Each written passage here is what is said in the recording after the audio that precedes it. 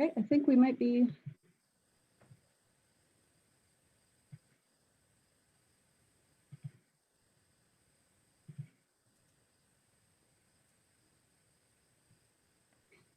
Okay, I think we are working.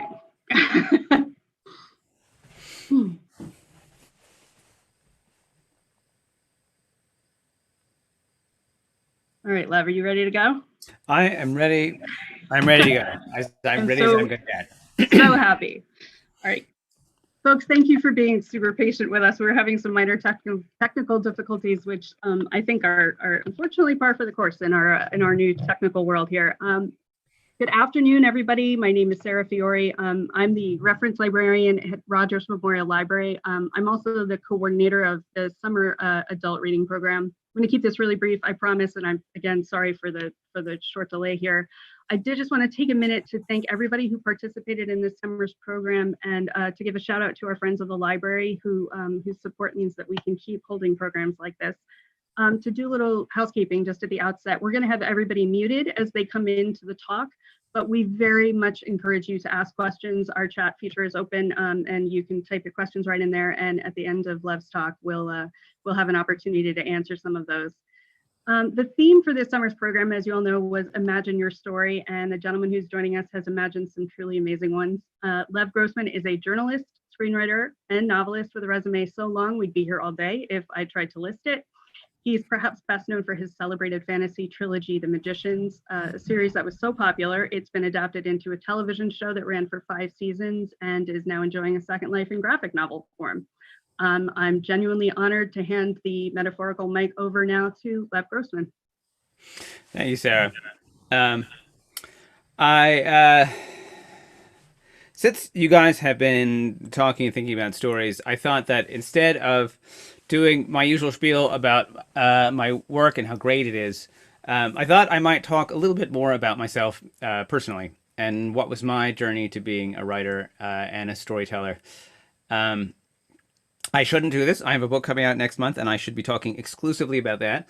But for some reason, I don't want to. I'm going to talk about myself instead. I grew up in Massachusetts, in the suburbs. I was not one of those writers, and I hear this in interviews with writers a lot. You know, the kind of writer who they were telling stories since before they could talk, and you know, even in the cradle, they were acting out little dramas with their stuffed animals and things like that. That was definitely not me. I never did anything like that, and I was incredibly shy, and all I did was read. I did not write, and I did not tell stories, but I read as a little kid, which is not that surprising. My parents were both English professors. My father was also a poet, a reasonably well-known American poet, by which I mean he was not at all well-known. But if you were an American poet, you might have heard of him. And my mom was also an English professor, and she is a writer as well. So I come literally speaking from a position of a lot of privilege. My house was full of books when I was growing up, and there was never any question that books were incredibly important. The value of books was not something that was in debate. My parents did not think that books were tools of the devil. They did think that sporting equipment was tools of the devil, which is why I'm not here to tell you about how I won Wimbledon or, in fact, any sporting event ever. Oddly enough, books were almost too big of a thing in my house when we were growing up, to the point where I think, and I'll talk about this a little bit later, it held me back as a writer in some ways. It took me a very long time to find my voice as a writer. I didn't really become successful at all as a writer until I've been doing it for about 20 years. And I think part of that was just what a big deal writing and books were in my house. My brother also became a writer, and an annoyingly good writer. But my sister, who's a real genius of the family, became first a mathematician, and then mid-career she retrained as a sculptor. This came as a total shock to me. And she said, "I will do anything as long as it does not involve words. Numbers, fine. Big pieces of marble, fine. I don't want to see another word again for the rest of my life."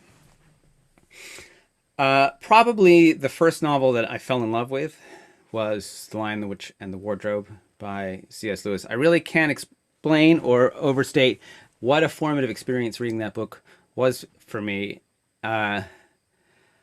My mom gave it to me when I was 8, and it was the first book I fell in love with, the first book that I was swept away by, and which demonstrated for me the magic of books and what they can do.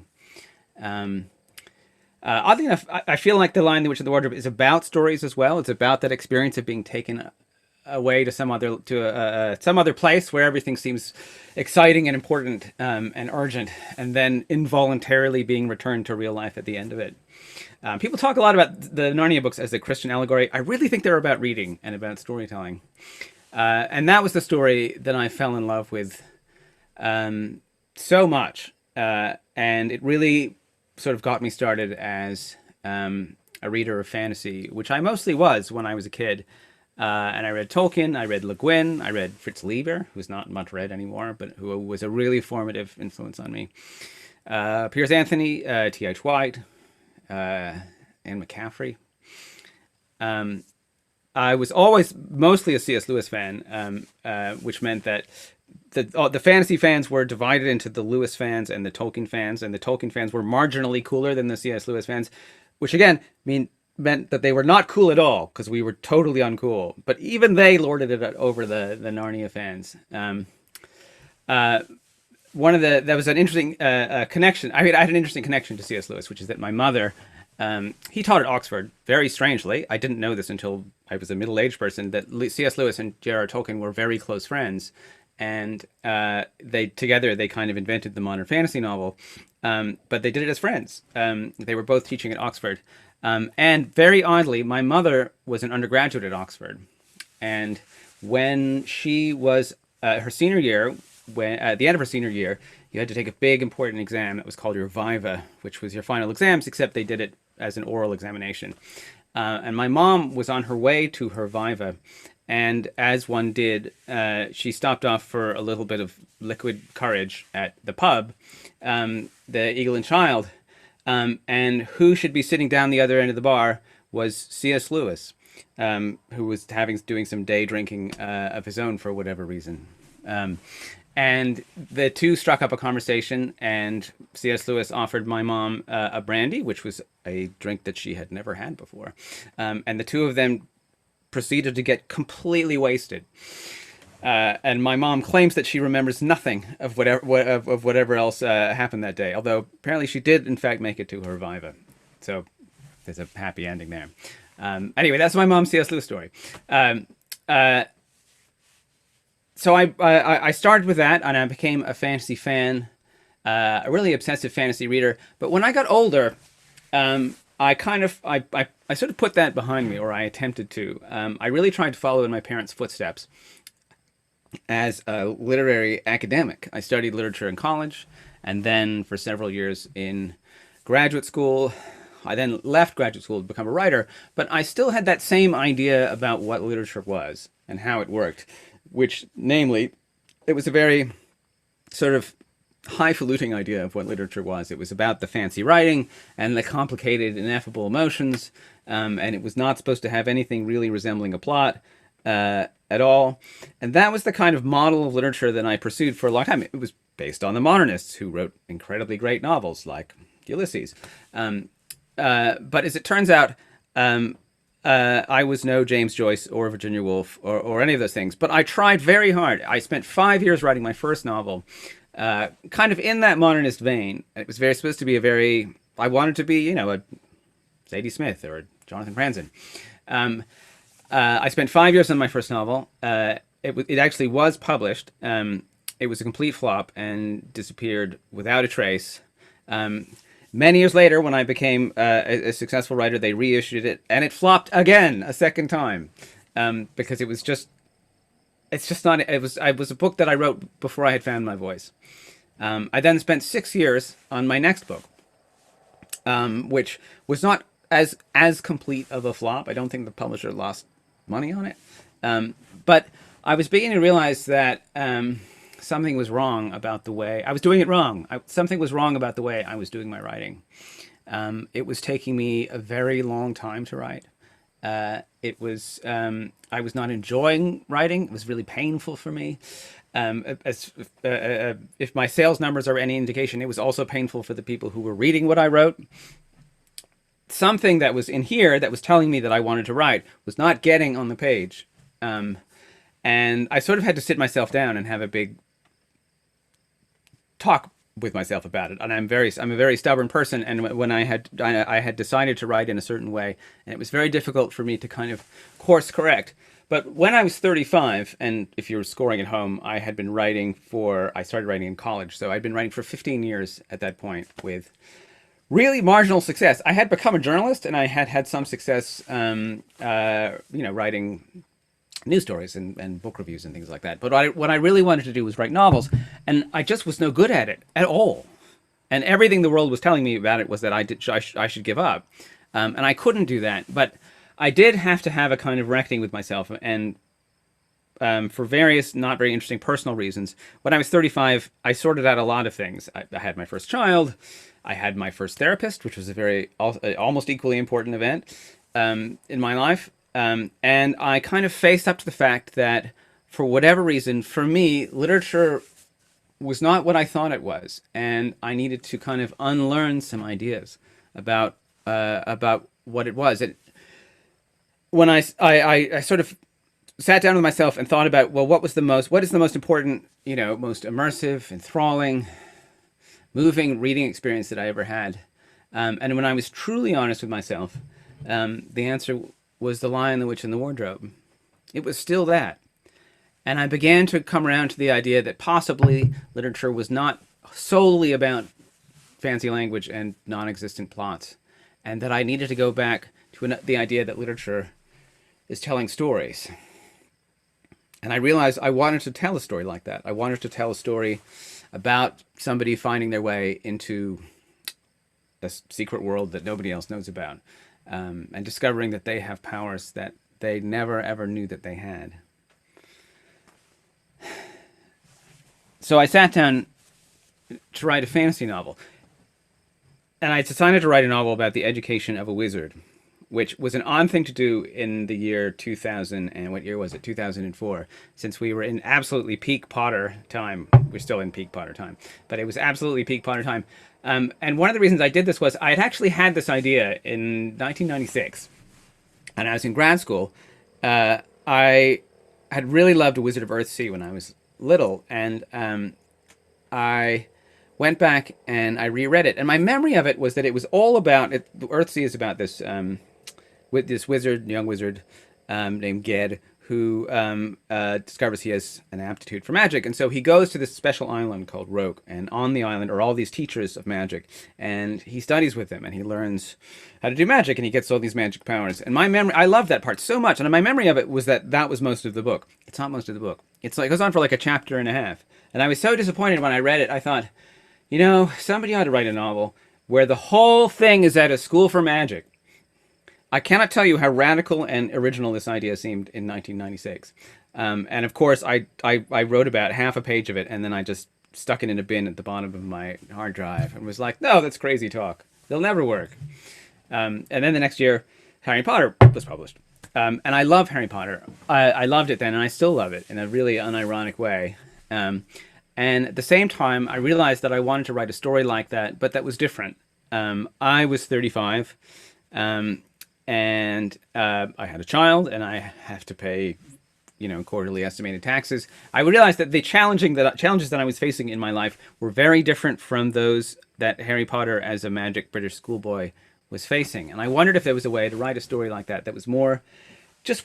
came from more of the place where I was in emotionally. And so I started. It was almost like an exercise in fan fiction, and I did it I did it telling myself this was just a joke. It was just something I was doing for fun, and I would get back to my serious work right away, which is almost always how I have any important idea ever, by telling myself that it's really unimportant. And I sort of started with basically the same premise as Harry Potter, and then I kind of I tried to kind of transform it, or kind of reprocess it. I moved it to America, and I had the characters talk like Americans, which just even that made it feel incredibly different from Harry Potter, where everybody speaks with that crisp British English, which my mother, who is English, also speaks in, and which I do not. The characters called each other dude, and they swore, and talked like, like real teenagers. The hero of the book, he had he had emotional problems. He struggled with depression. He had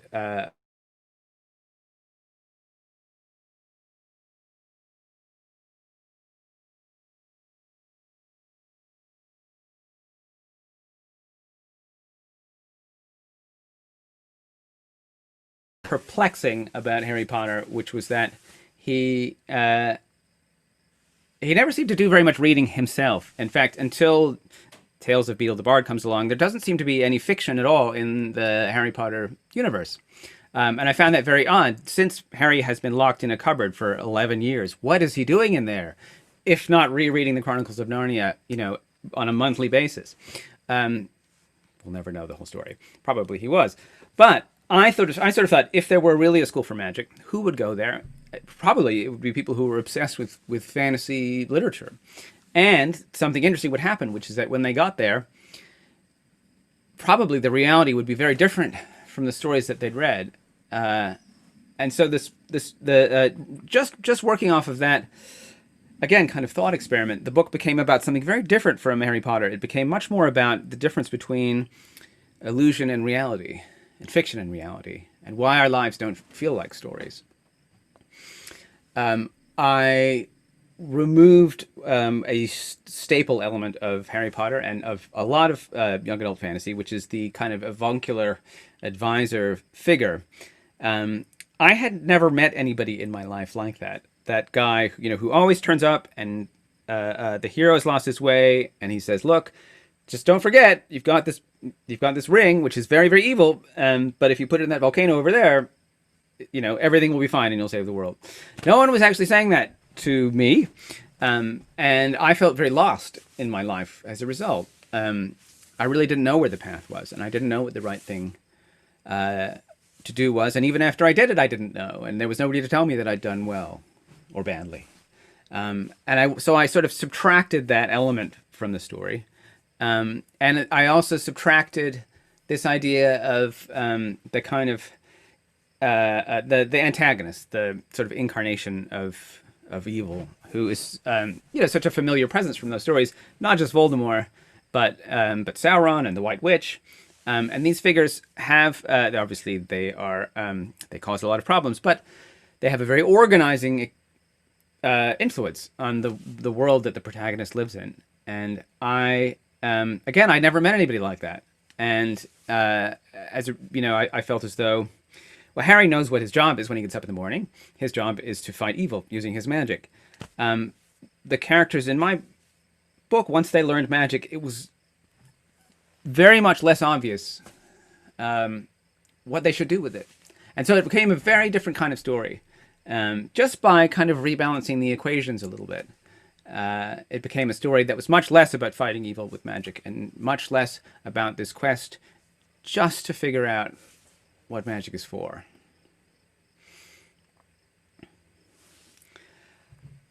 Well, when I began writing it, the experience was not only unlike any other writing I'd ever done, it was unlike any other experience that I had. I suddenly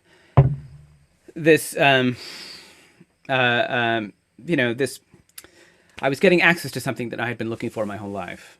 And it's very, very much like the experience that characters have in books when they use magic for the first time. And they discover that they have a power in themselves that they always dreamed that they had, but they never thought that they had. It was an amazing experience, and it gets translated into the book in a funny way. As I was writing the book, I was also writing about that experience of writing the book.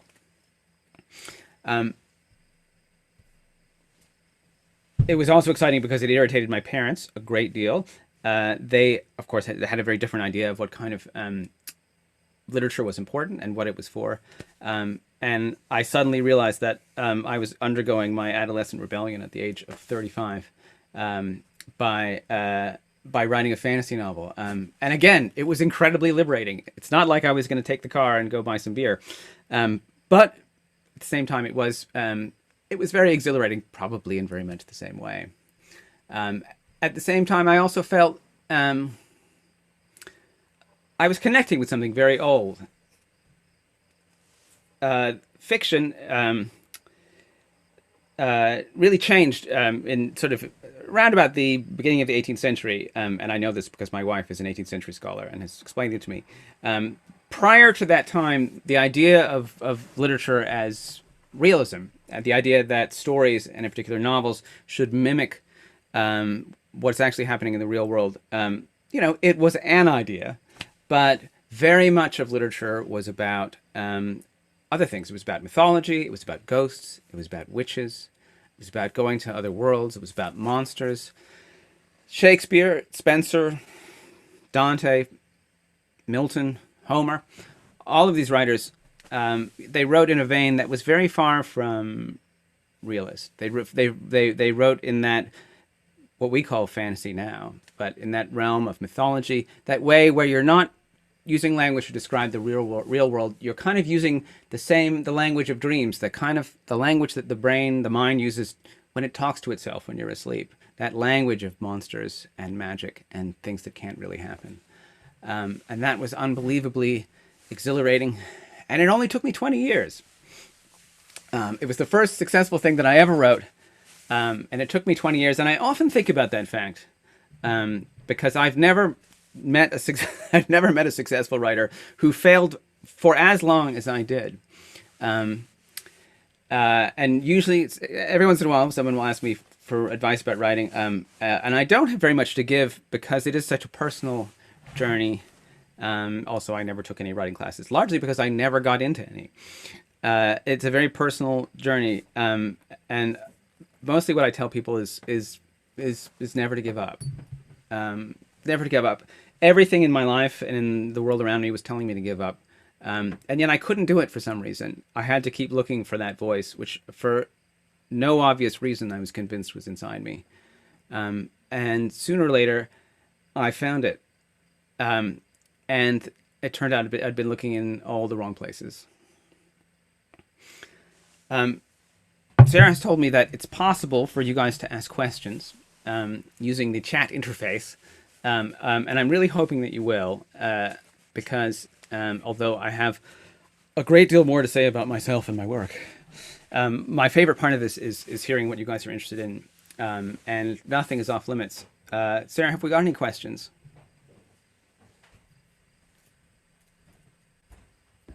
Sorry, I had to take myself off mute there. We have a couple coming in a minute. Can just, if you want to Shall I vamp? keep going for a second.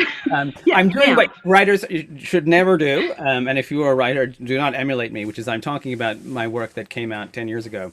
I should probably be talking about what I'm working on now. I have a book coming out that's coming out next month, which is actually a novel for children, which I wrote in the Roald Dahl vein. And it only took me 2.5 years, which is record time as far as my writing goes.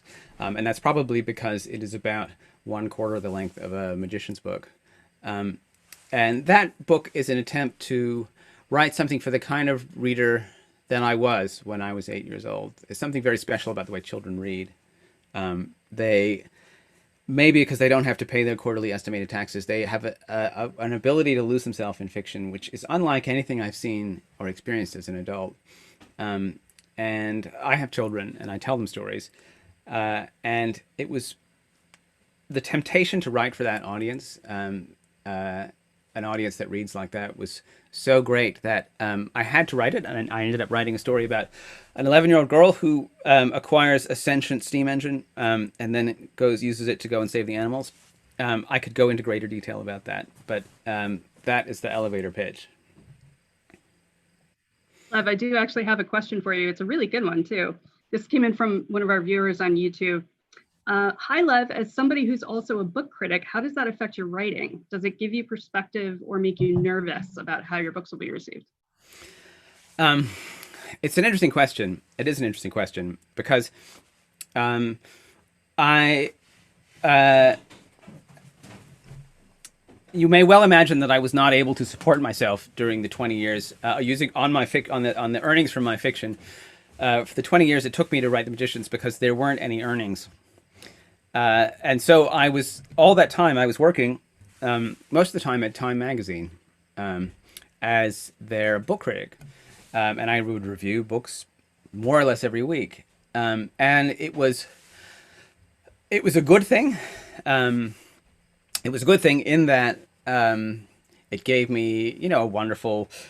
If I could look at my own work and switch on the critic mind, I could look at it and see it, in some way with some kind of clarity and kind of just get a sense of how it will be received in that weird world of book reviewing. And for some reason, if that book critic entity had been sort of present while I was doing for the whole writing process, I would never have written anything.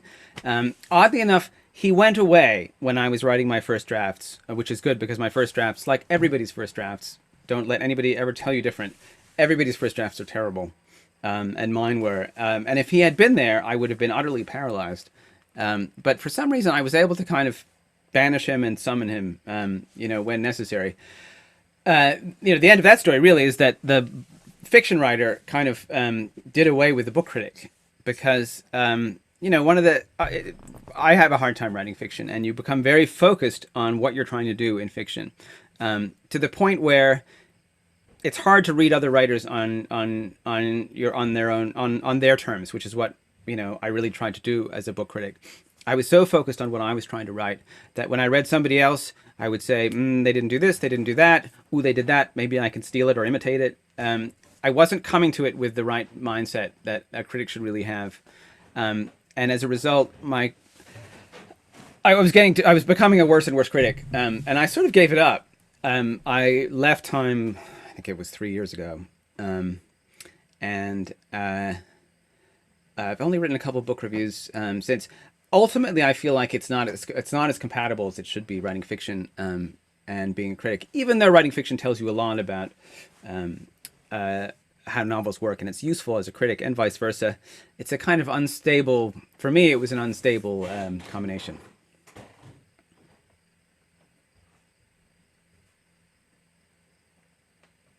Sorry, I have to unmute myself every time here. I've got another one here also from YouTube. What is the experience like of having your book adapted into a television show? That was a very interesting experience.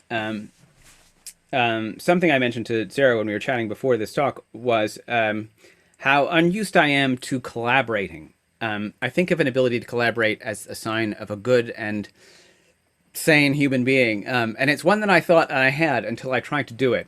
As a novels are one of those very uncollaborative media where you really run the whole show yourself, and you write the dialogue, and you do the line readings, and you figure out what everybody's wearing, and what the sets look like, and everything in your head, and you write it down, and that's it. It's a kind of a one-person show. I didn't realize what a luxury and what a vice that was until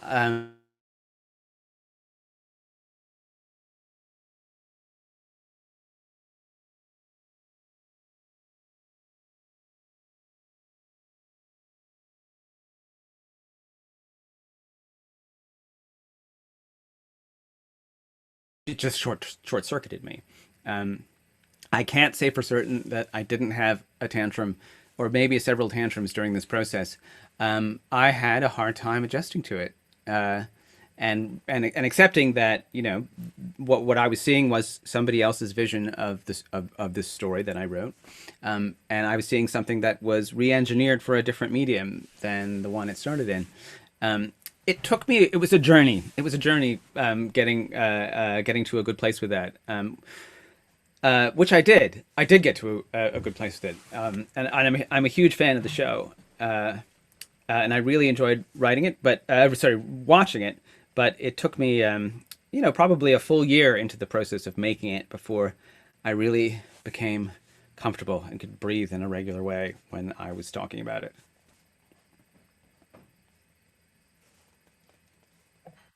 Oh, I've actually have a follow-up question from our first questioner. I'm an artist who's been both very productive at times and struggling with motivation during this pandemic, quote, pause. Have you found yourself more productive in the past few months? Definitely not. Definitely not. And a large part of that, to be completely honest, is the fact that I have three children, and they stopped going to school, and they didn't go to summer camp either, and it was challenging sometimes finding people besides myself and my wife to take care of them. So the past 6 months or so, and I realize this is a completely different deal from going through this without children. But as a writer, the dominating thing that I'm aware of from the past 6 months is that I've had not very much time to write. I'm happy writing 6 or 7 hours a day. I probably wrote about 1 or 2 hours a day the past few months, which is a very different feeling. And in some ways, it's very intense when you do get to write because you've been kind of saving it up and thinking over what you're going to say. But there's only so much that you can get done. And I will say that following the news and politics takes up way more of my headspace than it really ought to. And that, as much as the pandemic has eaten into my productivity as well. I have a question. Mm. Can you tell us a little bit more about your screenplay, your upcoming film? I can try. Something that happened after the Magicians TV show went on the air and it did not flop. It was something really strange happened, which was that people from Hollywood wanted to talk to me. This was not an experience that I was used to. It took me 5 years of going around Hollywood cap in hand to interest somebody in the rights to the Magicians. So having people call me was very odd. And very often what they wanted to know was what was I doing next. As it happened, what I did next was I wrote a short story, which I almost never do. I have probably more novels published in my life than short stories. But I wrote a young adult short story about two teenagers who were trapped in a day that was repeating over and over again. And they have very different attitudes towards that experience. And I think, in part, because I think it's a nice story and quite moving, and also because it was just the next thing that I had done, and people in Hollywood want to know about the next thing. It got snapped up as for a movie, and I insisted on writing the screenplay myself, which I thought would be easy, but was actually hard. I allotted 4 weeks for this process. It took me 3 years to write this screenplay, because I had to learn how to write screenplays, which it turns out it's not the same as writing novels. And truly incredibly,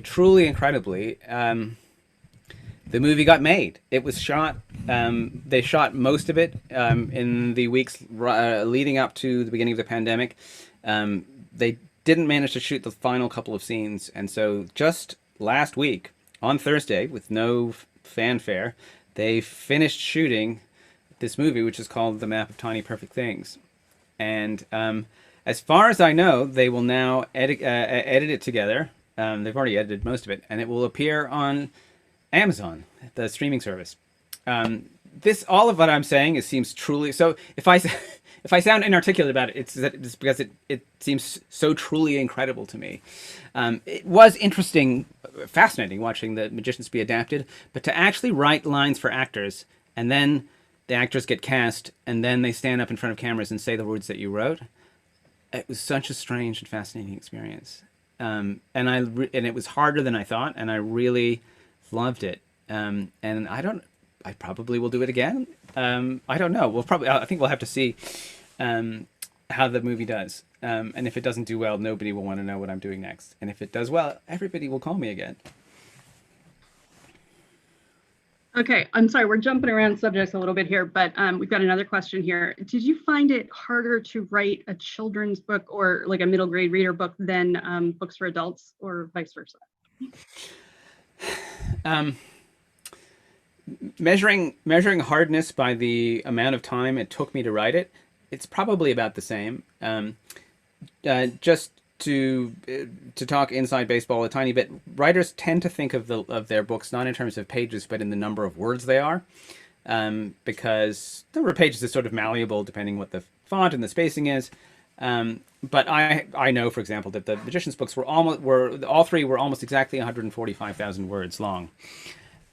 When I began to write a book for children, I wanted to write something kind of in the Roald Dahl universe, and not the universe, but in that kind of with that kind of feel and mood, sort of funny in that way, but also quite moving, hopefully, in that way. So I went out and I simply found a PDF of Charlie and the Chocolate Factory, figured out how many words it had, which is 35,000, and I aimed for that. And it's another thing that I thought I would do just like that over one long weekend. And it actually took me 2.5 years, because writing for children is it is a whole different discipline from writing for adults, but it requires a great deal of discipline. Children are brutally critical readers. Their attention goes like that. I'm snapping too much, but it goes like that. If the line goes taut, their attention will wander very fast, and they also invest massively in fictions and in characters, so that a character that you might think of as minor, they will demand to know what happened to them. And it's just like, oh, well, he was just like a talking shrew, and I don't know, he went off and dug a hole in the ground and had some baby shrews. They want to know. It's important because they get invested in that kind of thing. Any continuity error of any kind, they will catch, and they will punish you for it. And there's your palette in terms of the kinds of words you can use is slightly smaller, although not as small as I thought it would be. Your narrative structure, you don't get an A, B, C, D, E plots. You have an A plot and a B plot, and that's all you have. You have two plots, and it's also quite short, so you really have to do a complete arc, in a relatively small amount of time. It has to be very economical. My children, when I read them an early draft of the Silver Arrow, asked me why it was so boring at the start, and it was like, because I'm telling you who the characters are. They don't care. They just want to get to the talking steam engine. So you have to get the characterization done. They need to really feel who the people are, and it has to be done again very economically, because the clock is always ticking. We had a follow-up question as you were talking, asking if your children helped, but you sort of answered that one. Oh, they did. They totally did. Their voices are in the books in a funny way. Their personalities are in it. They really helped a lot. They helped a lot.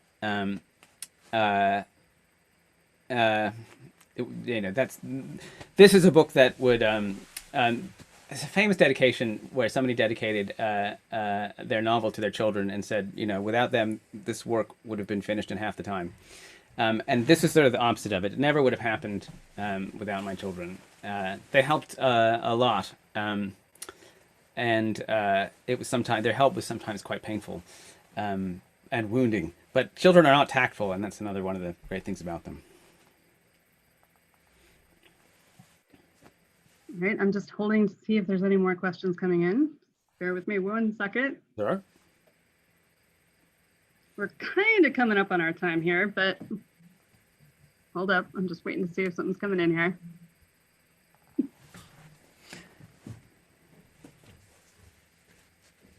Anybody? Oh, Sarah, I think you're muted. Oh.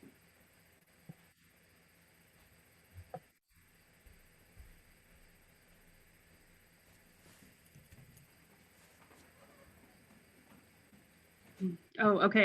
Can you hear me? I can hear you. Yeah. Okay, great. Because I did get that question. Oh, I couldn't hear you before. I can hear you now. Okay, terrific. I have a question. Someone would like to know if you have any more adult books on the horizon. I do. It's slightly funny that I'm publishing the Silver Arrow because I sold and announced an adult book before that, and yet the adult book will be coming out after the children's book. The Silver Arrow was one of those classic side projects I did as a kind of lark, which turned into a real thing. The book I ought to be publishing, and which will come out, with a little bit of luck next year, is a novel about King Arthur, which is very much a book for adults, and it is set in the kind of political and spiritual upheaval that occurred after King Arthur's death, and deals with the lives of the very small number of knights of the Round Table who survived the big battle at the end of the King Arthur legend. And that is something that I've been working on now for 6 years. 6 years. I think I'm going to set a personal record for how long it's taking me to write it. It is. It's proven. It's a big challenge. It's kind of on a bigger canvas than I usually write. When I wrote The Magicians, it's very much, it's one of these sort of small interior fantasies like Harry Potter or C.S. Lewis. King Arthur, you can't get out of it without having a big battle with huge armies. It's much more the Tolkien. Finally, I'm a cool Tolkien kid after all this time. It's much more in the epic, George R. R. Martin scale of things, which brings with it a whole host of challenges that I probably could have anticipated if I thought about it, but I didn't. But now it's in okay shape. I've written it front to back, I think 3 times at this point, and I think the draft I'm on is the last draft. I'm knocking on the table. Well, I'm certainly very excited to hear about that. I have a question. We're going back to The Magicians a little bit here. I think any fan of the series knows that there's definitely some tribute in there to C.S. Lewis. And the question is, was it hard to strike that balance between I'm sorry, let me read it directly here. Was it hard to strike the balance between homage to C.S. Lewis and going too literal with it? Yeah, it was. I'm still not sure I did. But something I didn't talk about in my sort of literary autobiography just now, because I don't really understand it, was that I found it something different I did with The Magicians than what I'd done before, was that I did the thing that writers sometimes do, which is kind of writing something in response to another work. And there are whole theories of literature. There's a book called The Anxiety of Influence by Harold Bloom, which is all about this. The idea that artists work by rewriting the works that came before them, or engaging in a kind of Oedipal struggle with their kind of literary forebears. And when I wrote The Magicians, I always knew that they were going to this fantasy land that would carry echoes of Narnia. And I really very consciously was imagining what it would be like if I could write this and have C.S. Lewis read it, because some part of me was really wanting to say, I loved your work. It means everything to me. And yet there are some things that you never covered. And there are some aspects of my life as an adult which I never would have expected based on my repeated readings of the Chronicles of Narnia. And what do you think of this? It was very much a response to C.S. Lewis. And it was very energizing. But yes, I mean, when I began the very first drafts, I set the book in Narnia. And I had characters from Narnia come, and they would come, and you would meet Mr. Tumnus, and the characters would interact with him. This was a non-starter for literary and also legal reasons, and I was forced to abandon it, which is probably a very good thing. But it was a lot of the work. It took me 5 years to write The Magicians. A lot of that time was spent finding the balance. For C.S. Lewis and the other influences, which are very, very clear. J.K. Rowling. There's a lot of Dungeons and Dragons in The Magicians. And again, you want to make sure that you are not just borrowing, but transforming and really owning the things that you take from them. Okay, I think we got time for one more. I got another good one here. Would you ever tackle another genre other than fantasy? Oh, that's an interesting question. Uh, it's funny. I mean, the answer is yes. I don't think that Silver Arrow counts as another genre, but I probably writing The Magicians. I didn't mention this, but I probably came into it a bigger science fiction fan than I was a fantasy fan. Um, I love science fiction, and although I haven't taken it on in a novel, I have for the past 2 3 years been working on a TV show which is science fiction. And it's very Star Warsy. It's very space opera, with the giant starships and the hyperdrive, and the aliens and all that kind of thing, and you know, ancient weapons and strange planets and stuff like that. I've been spending a lot of time on this project, which I'm doing with the Russo brothers, the brothers who did the Avengers movies and um, the Captain America movies, and it has been so liberating and energizing to work in science fiction, and it makes me want to try my hand at writing science fiction. Part of the problem I had with science fiction is it's so good. The writers who write science fiction now, they're so good. I feel like I read their work and I think I have nothing to add to this. They've covered everything. I think I need to hit on the thing that I feel like hasn't been said yet in science fiction, and then write that. But I'm still looking for it. I've been spending so much of your talk trying not to like scream and jump up and down with excitement about all this stuff that you're working on.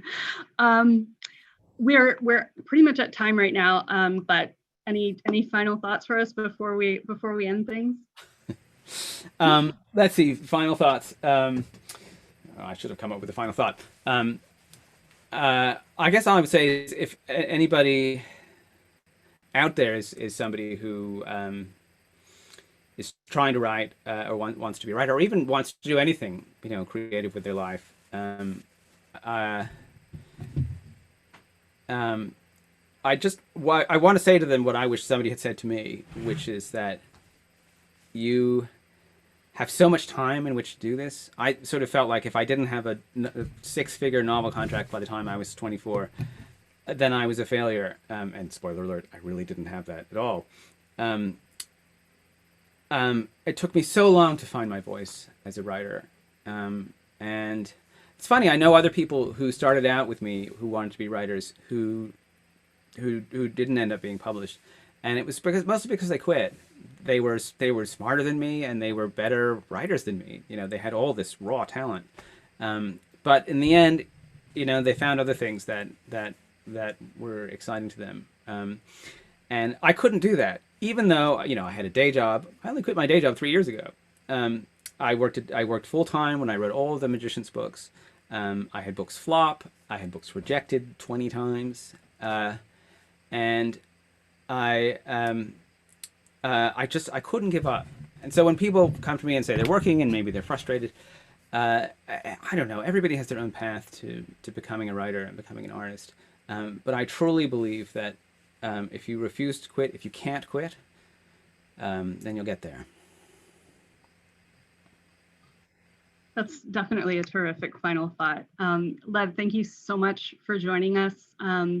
Thanks to everybody on YouTube and Zoom, and thank you for putting up with our technical difficulties. We'll see y'all at the library real soon, I hope. Thank you again, Lev. It's seriously, it's